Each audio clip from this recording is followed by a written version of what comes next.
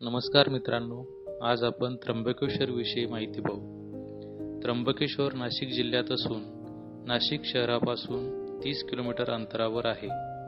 भारतात असणाऱ्या 12 ज्योतिर्लिंगांपैकी 5 ज्योतिर्लिंग महाराष्ट्रात आहेत। 10व्या शतकातील शिलाहार राजा झंज याने गोदावरी ते भीमा दरम्यान 12 नद्यांच्या उगमस्थळी 12 शिवालये बांधली।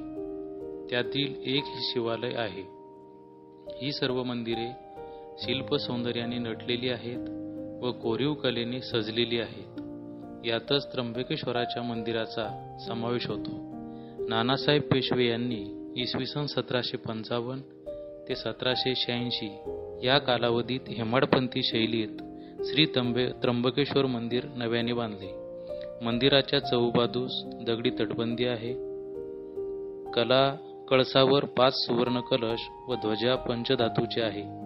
कलश व ध्वजा अण्णासाहेब विंचुरकर यांनी अर्पण केली।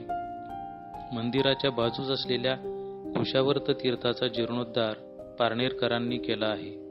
ब्रह्मगिरी पर्वताच्या निसर्गरम्य परिसरात त्र्यंबकेश्वरी तीर्थक्षेत्र असल्याने तेथे 12ही महिने भाविकांचा मोठा राबता असतो। त्र्यंबकेश्वर मंदिराच्या 4ही बाजूस कोट बांधलेला असून त्याच्या पूर्व बाजूस मुख्य दरवाजा व दक्षिण बाजूला छोटा दरवाजा आहे।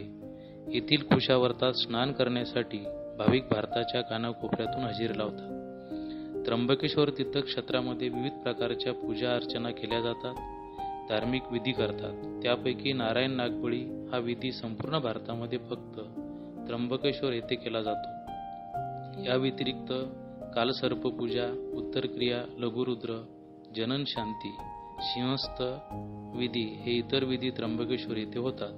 तसेच दर 12 वर्षांनी त्र्यंबकेश्वर येथे सिंहस्थ कुंभमेळा असतो। मित्रांनो, हा व्हिडिओ तुम्हाला आवडला असेल तर जरूर आपल्या चॅनलला लाईक करा व सबस्क्राईब करा। आपल्या मित्रमंडळीला हा व्हिडिओ शेअर करा। धन्यवाद।